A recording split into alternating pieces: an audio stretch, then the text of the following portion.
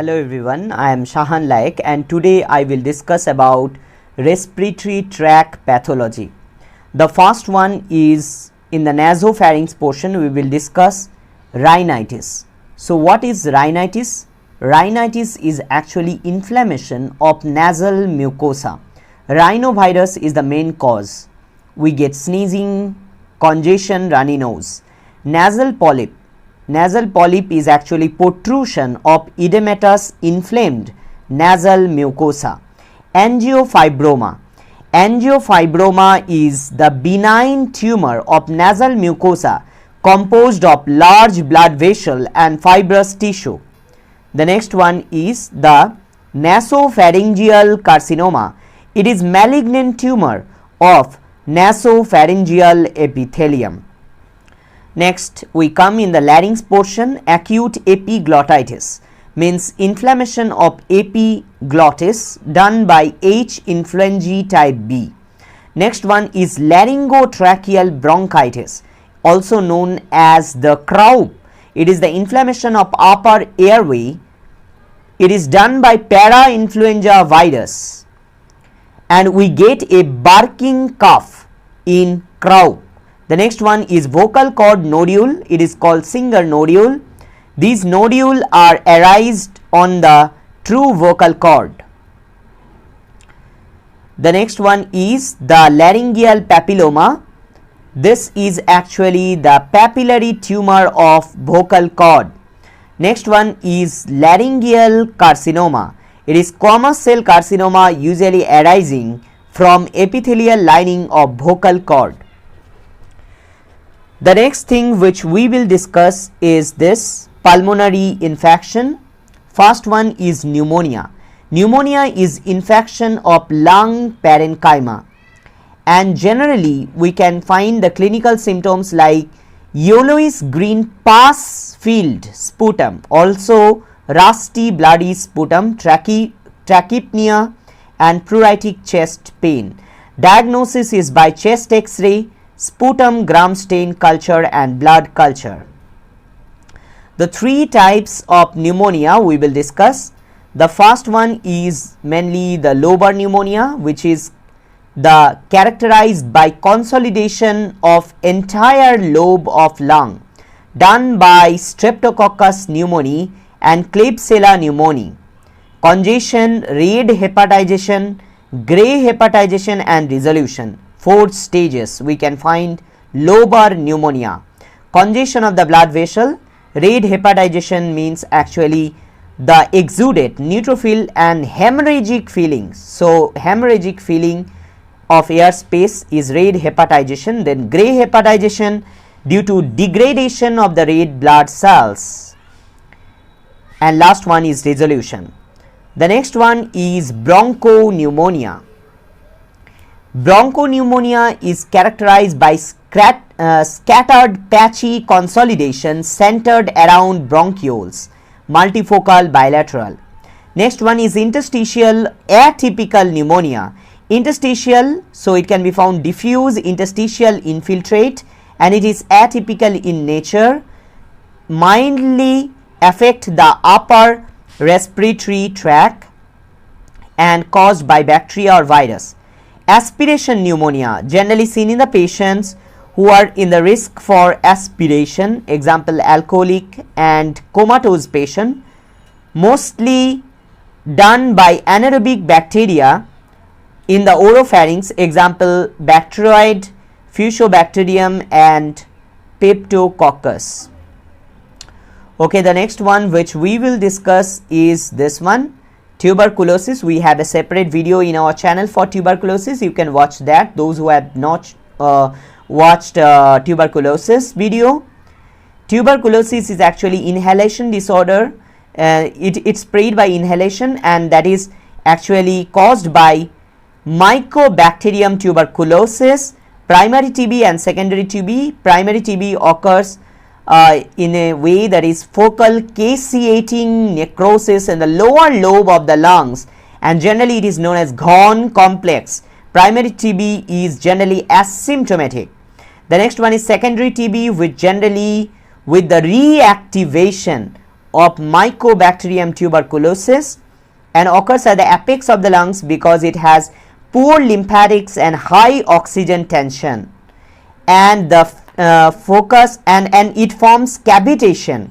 That is the main function, characteristics of secondary TB. Clinical features can be fever, night sweat, cough, hemoptysis, weight loss, biopsy of caseating granulomas, AFB stain, acid fast bacilli.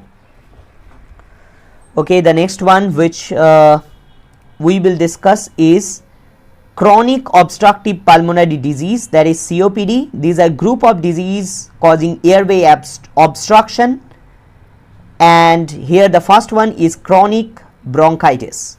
So what is chronic bronchitis? Chronic bronchitis is chronic production of cough lasting for 3 months over minimum 2 years, and generally it is characterized by hypertrophy of bronchial mucosal gland. Okay, the next one is emphysema.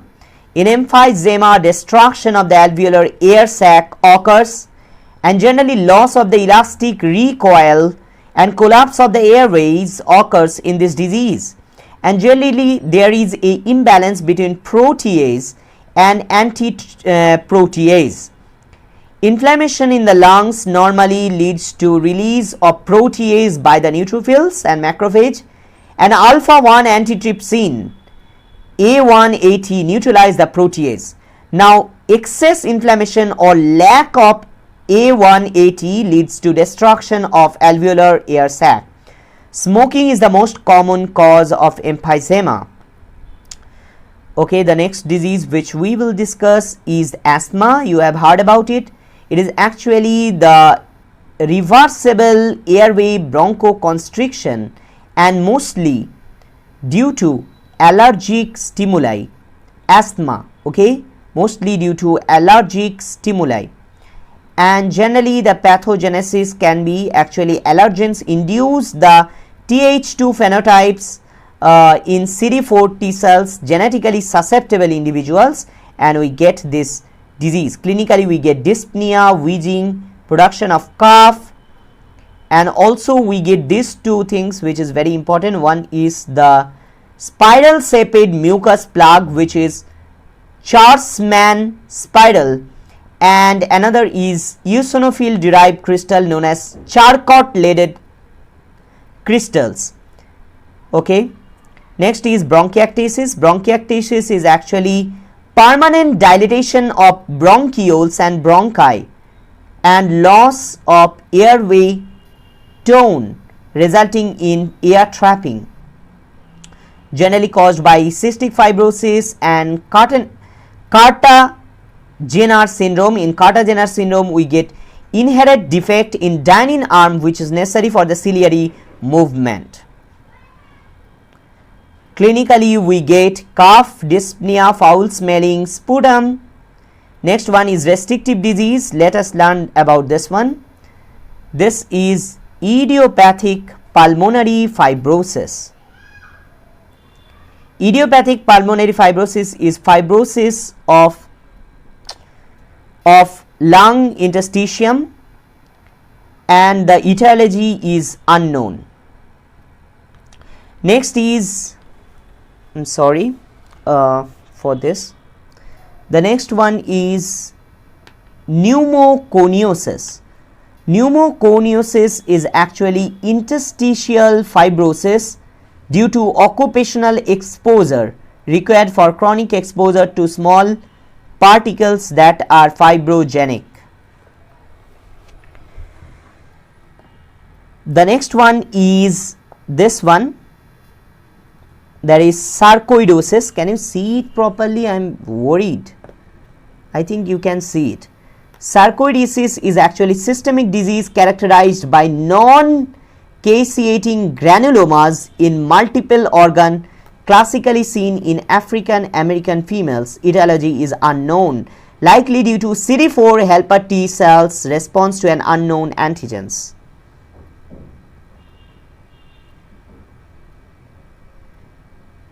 Clinically we get dyspnea, cough, elevated serum ACE, hypercalcemia. Treatment is steroid. Hypersensitivity pneumonitis is actually granulomatous reaction to inhaled organic antigens, also known as pigeon breeder's lung. Pulmonary hypertension, which is actually high pressure in the pulmonary circuit, which is greater than arterial pressure greater than 25 mm Hg, and characterized by atherosclerosis of the pulmonary trunk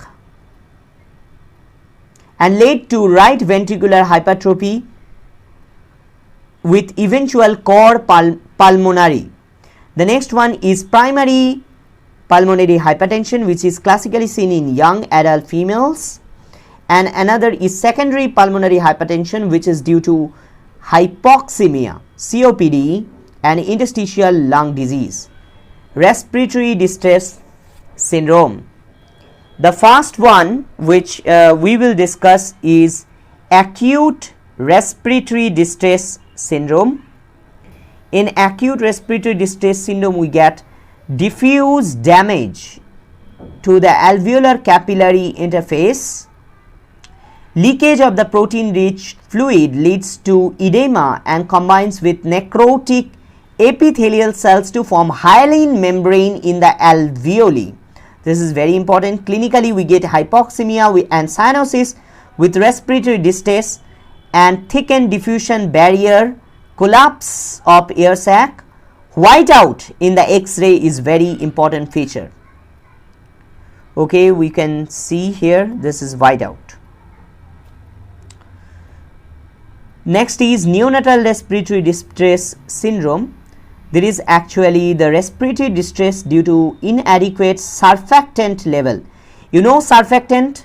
Let me say something about surfactant. Surfactant are actually made by type 2 pneumocytes. Another is phosphatidylcholine. Lecithin is the major component, and surfactant decrease the surface tension in the lungs. Prevention of the collapse of alveoli occurs because with the help of the surfactant. Lack of the surfactant leads to collapse of the air sacs, formation of hyaline membrane associated with prematurity, like surfactant production begin at 28 weeks. So, a prematuration can be there. First one is clinical features. We get increased respiratory effort after the birth, trachypnea, accessory muscles and grunting. Next one is hypoxemia with cyanosis and diffuse granularity of the lungs. Ground glass appearance on X-ray. This is very important classical characteristics of neonatal respiratory distress. Thank you for watching. Those who are new to my channel, please subscribe our channel for getting more videos like this. Bye bye.